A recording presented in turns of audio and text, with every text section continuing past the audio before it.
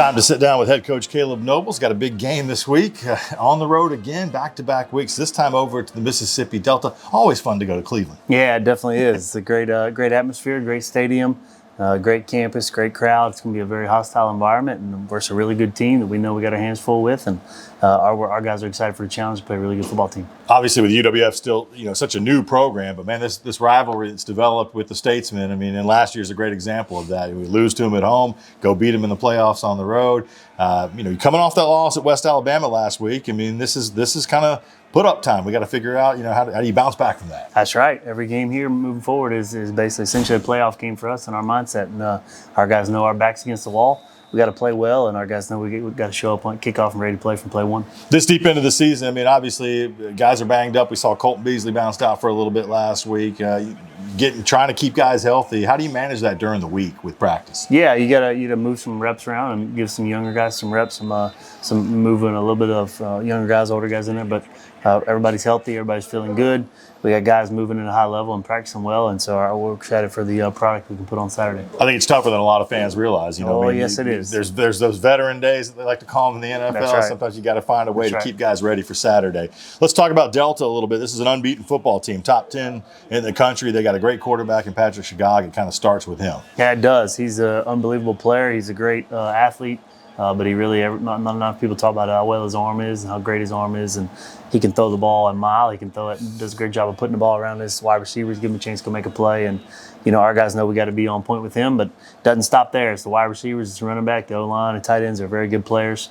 Their running backs are multiple guys that can run the ball very well. So got to hem them up, and I like our challenge with our defense. Is he most dangerous when he's outside the pocket and kind of, freelancing a little bit?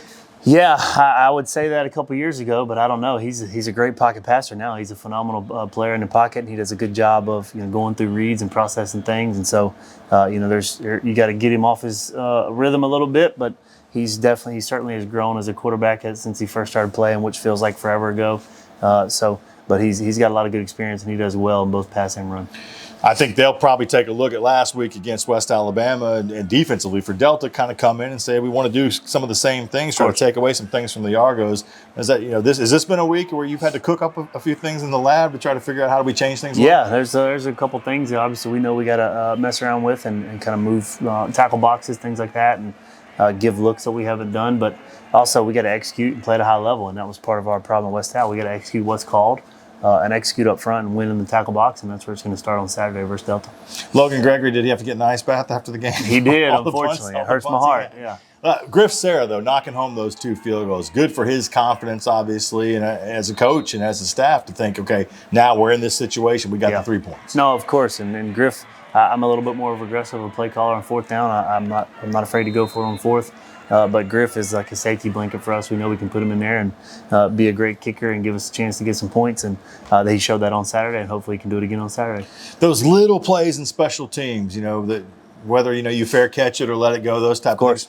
You don't see them on the stat sheet, but they can have a big impact in the game. What's been the focus with special teams this week? Yeah, just doing our job, executing the line and the sign, and eliminate penalties, take things off the board. You don't want to extend drives to the team's offense or put your defense back on the field even more than they have to. So just eliminating those type of things, but also just doing your job, focusing on, special teams you're not on the field for as many plays, but it's just as important as offense defense. And so we got to focus and do our job. You got the background as a player in the Gulf South Conference, also as an assistant coach and now head coach. So I'll put you on the spot a little bit. Toughest place to play on the road? To play on the road, Delta State's up there. Delta State's that's what I was wondering. The toughest atmospheres. It's certainly loud, and I've gone as a player and started 2 games there and got into a shootout twice at Valdosta and at West Florida here. So toughest is Delta's for sure, and that's something that we got to manage with the crowd noise on Saturday. Weather can get weird over there too. Absolutely. We played in the rain, we played in the cold. It's been hot. You kind of never know what you're going to get. It's a little bit different travel-wise too, because it's not the longest trip clearly. That's right. But it is that 6+ hours distance. So you guys take off on Friday. Kind of how do you manage that with the 3 o'clock? Yeah, take off on Friday. Trying to do a walkthrough here, and we want to get there earlier because they're playing at 3 o'clock. I don't want to get there super late at night. So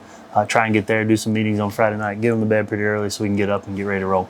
You obviously are keeping the pulse, your finger on the pulse of this team. Kind of where is everything, rolling into this week? I mean, obviously you put West Al in the background in the rearview mirror. Is the team focused the way you want it? Is the energy right? Yeah, they definitely are. They're ready to roll, and our guys are. Nobody likes losing, right? They want to make sure that they can do quick bounce back, and you forget what it feels like, but you also have a little bit of memory of that sting and be able to use it moving forward. And our guys have had a great practice week, been very focused, and I'm excited about what have a chance to play on Saturday. 3 o'clock kick coming our way on Saturday. We'll be on the radio starting at 2:30 on ESPN Pensacola. Flow Sports, of course, carrying the game, our Gulf South Conference streaming partner. Coach, good luck to you. Thank you. And against Delta in that trip over there to Mississippi on Saturday. And as always, go Argos.